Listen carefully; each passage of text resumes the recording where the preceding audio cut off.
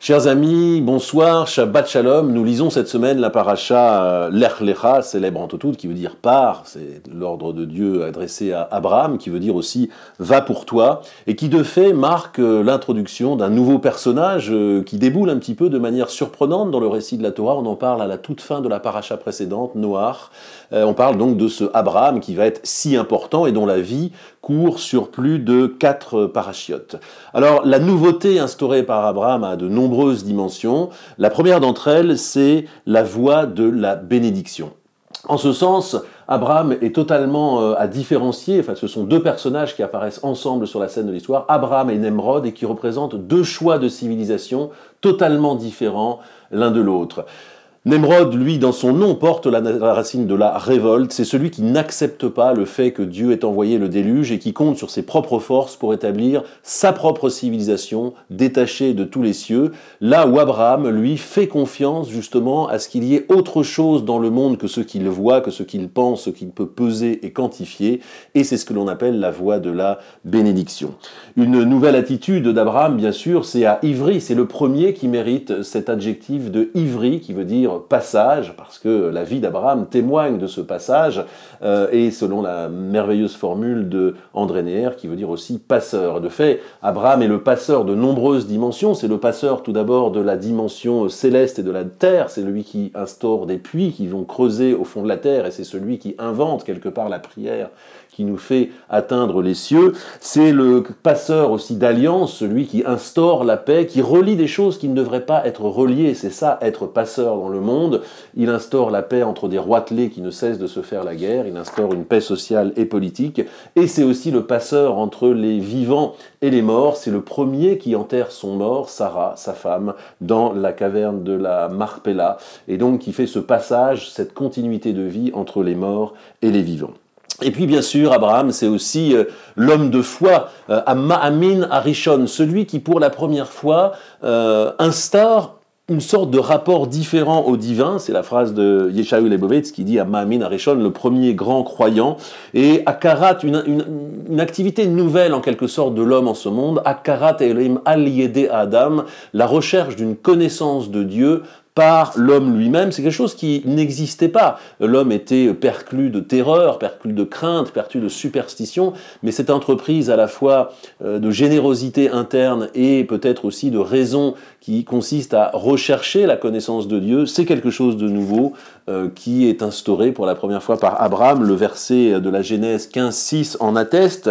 Ve'emin badona vayarche ve'alo tzedaka, et il eut foi en l'Éternel. On va revenir sur ce mot de foi qui est bien imprécis et bien qui ne convient pas, et l'Éternel lui en fit un mérite. En tout cas, c'est Abraham qui instaure ce genre de rapport nouveau pour l'homme. Alors j'aimerais revenir justement sur Emin, Emouna, cette notion de Emouna que l'on traduit bien improprement par foi, qui signifie plus une sorte de confiance, une sorte de régularité, on va dire pratique dans les choses, le fait de revenir sur les choses sans cesse et de leur être fidèle, sans préjuger d'une adhésion interne qui nous enflammerait, telle la foi du charbonnier. Ce n'est pas de cela qu'il s'agit, mais revenir sur ce terme à partir d'une remarque de Manitou, Léon Ashkenazi, qui fait une observation très juste. Il dit en fait, ce qu'a découvert Abraham, ce n'est pas la croyance en Dieu, comme si le fait de croire en Dieu était croire en un objet extérieur. Alors, il y aurait celui qui croit qu'il y a un Dieu, et celui qui ne croit pas qu'il y a un Dieu, out there, comme diraient les anglo-saxons, là-bas. Il ne s'agit pas du tout d'un objet extérieur dans lequel on croit en l'existence ou pas.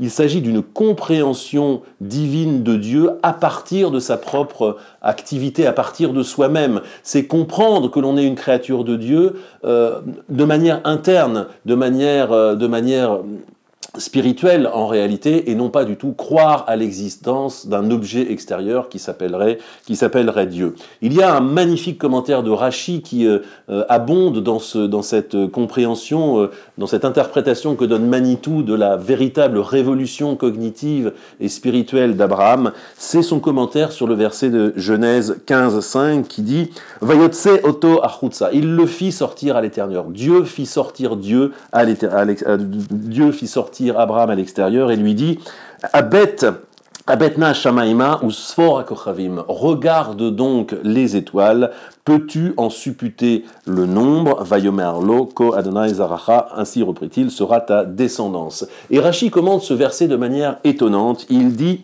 Tse mi'tztanagut shelcha, sors de tes spéculations astrologiques. Et dire, regarde, tu as regardé les étoiles jusqu'ici, et tu as vu que tu n'aurais pas de fils, tu as fait confiance à une sorte d'astrologie, mais avais-tu compris que effectivement, quand tu regardais les étoiles, c'était Avram.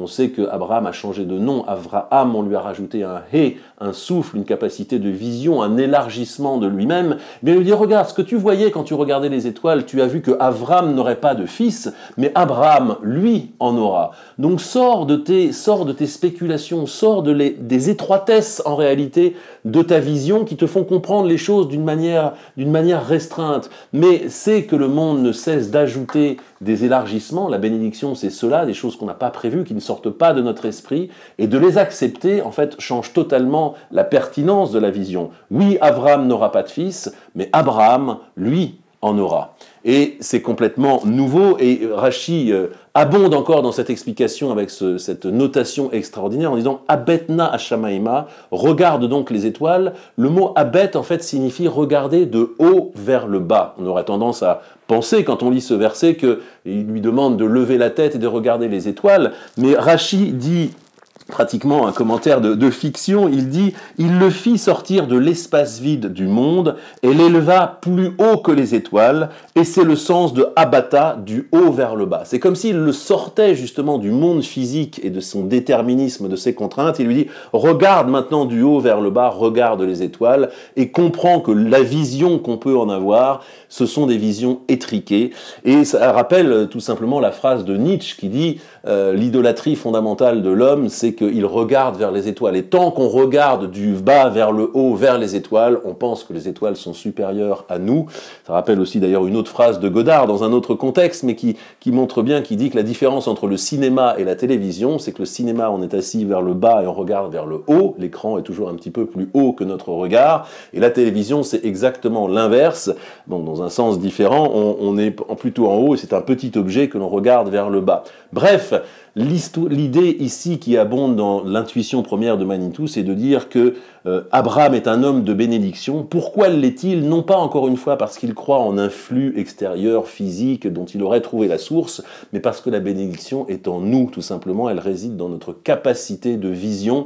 Notre vision, la manière dont on s'ouvre plus ou moins ou dont on ferme, et notre bénédiction, et c'est à ça qu'il faut s'ouvrir. Alors Abraham est véritablement, effectivement, un personnage absolument extraordinaire, dont on a vu qu'il installe sur la scène de l'histoire et sur la scène sociale des valeurs nouvelles, le passeur, le leader qui sait s'avancer pour résoudre des problèmes, qui prend son risque et sa responsabilité, celui qui instaure des liens entre des choses qui n'étaient pas destinées à en avoir, et surtout celui qui comprend qu'il y a un Dieu, mais encore une fois, pas comme un objet extérieur, comme une bénédiction potentielle dont nous sommes tous pourvus, notre capacité de vision, et avoir large. Notre bénédiction, c'est notre vision, et vice-versa, c'est le grand message spirituel que fait passer Abraham.